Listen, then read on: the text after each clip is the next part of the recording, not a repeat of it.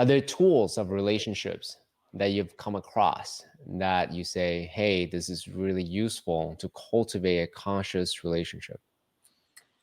For example, some people may say, hey, David Data's work is awesome, or radical honesty is fantastic, or conscious leadership, framework is phenomenal, right? All those are different tools that one could use as a way to cultivate two egos coming together to foster this third entity called a marriage or a relationship.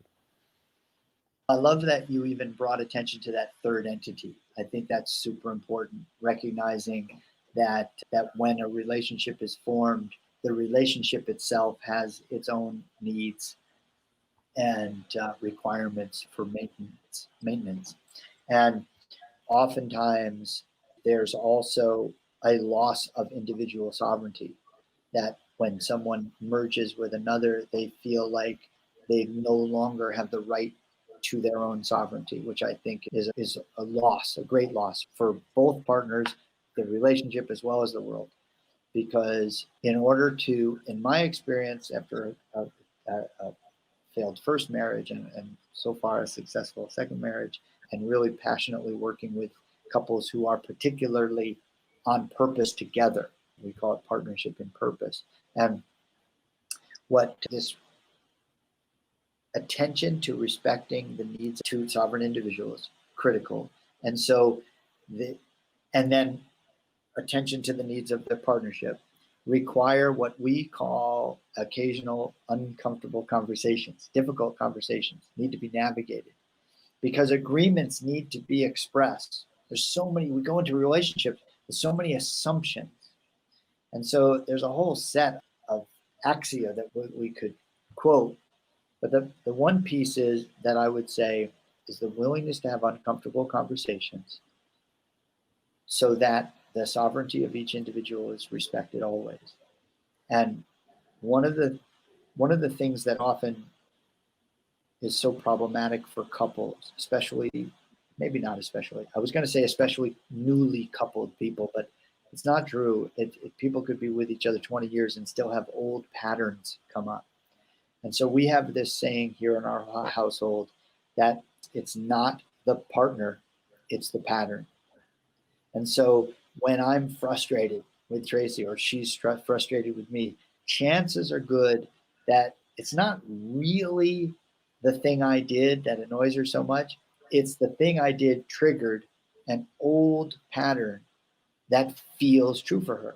For instance, I might do something and she might go into the pattern of, you don't respect me, because that's a wound or an old experience or an old pattern that she might have. Or she might do something and I might go into reaction and think, you're disrespecting me, or you're criticizing me, because that's an old pattern and a wound for me. And when we recognize, if we get a tiny moment of clarity, oh, it's not the partner, it's the pattern.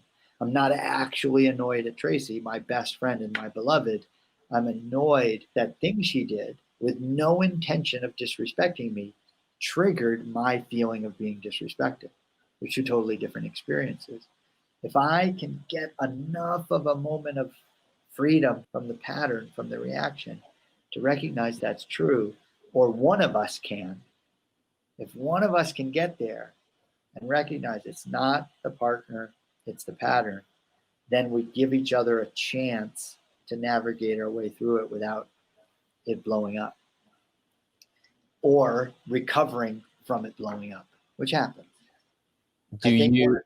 So tactically, I want to put as boots on the ground. Tactically, when you get into that state, both sides are triggered or one side is triggered and that triggers the other side, which happens a lot. If you're in any kind of relationship that this happens, part of the choice that you made, which is the beautiful part as well.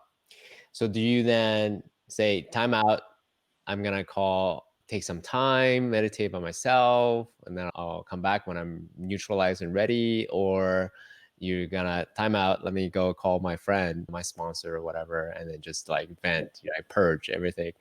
Or, hey, time out, let's call an arbitrator, a therapist, so they can hold that space of neutrality. So tactically, what do you do in those moments? So great. This is, first of all, I want to say for two things. One, I want to really appreciate you constantly bringing us back to boots on the ground. I really admire that, and it's valuable. The second thing is I want to say it's an ongoing process. This relationship it requires is a commitment, in my experience, that all of the examples of long-term, healthy, nurturing relationships, everyone acknowledges that it's a work in progress. Very rarely have I heard, "Oh yeah, we've been together for 50 years and it's been effortless," right? I That it anyone requires. that anyone that ever said those words to me, I like automatically in my mind, I'm like, bullshit. You just you That's discredit it not right away. I'm aware enough to know that's just not how life works. The Yep. beauty of a relationship, of being in business, of self-work is in the highest of high and the lowest of lows. There's there is no we're just in constant ascent, ecstasy. 20 I've never met an authentic person like that. So I don't believe it when someone tells me That's that. brilliant. I mean, if it's true, God bless you. If you found that, wow, awesome. I'm not even going to bother asking what's the secret because I know I wouldn't be able to duplicate it. So, Yeah. and it would be uninteresting. It would be Yeah. uninteresting. Oh, you found the perfect partner and everything's wonderful and peaceful all the time. That's completely uninteresting. Yeah. So it's work.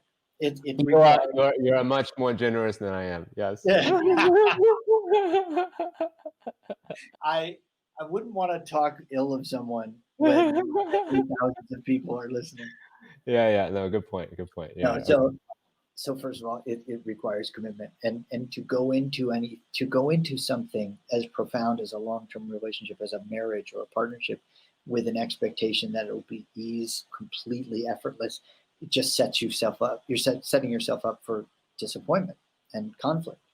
So that's one. And the second thing is, yes, the objective is always to get to peace. Tracy and I feel like we have a philosophy that love is always looking for itself. And so even in conflict, it's love trying to find its way back to itself through the other person. And so if that's the case, if I can remember that, it's much easier. Oh, I know you didn't mean to trigger me. I know you just wanted to connect with me, but I'm so triggered by that. Ideally, I would have the self awareness to step through that. And I get there, but oftentimes that's the power of the trigger is that's the point. I can't get there because my conscious self is offline. My reaction is online. And the key for Tracy and I is the first person to become aware of it, the first ego to leave the room. You know what I mean? Not physically, but Yeah. energetically. Yeah. We've heard it say, "Who wants to be the hero?" We heard Eben Pagan and his wife Annie just shared that with us recently. The first person who wants to be the hero. And what's really beautiful about that is I might not consciously want to be the hero, but when I become aware that, oh shit, I went into reaction and this is my beloved just trying to connect with me. She may be having a reaction. She's not trying to trigger me purposefully, whatever. That if I get aware of that first, I will try to breathe and I'll just stop like being aggressive with my energy. And I'll just say, hold on, what do you need? What is it that you need?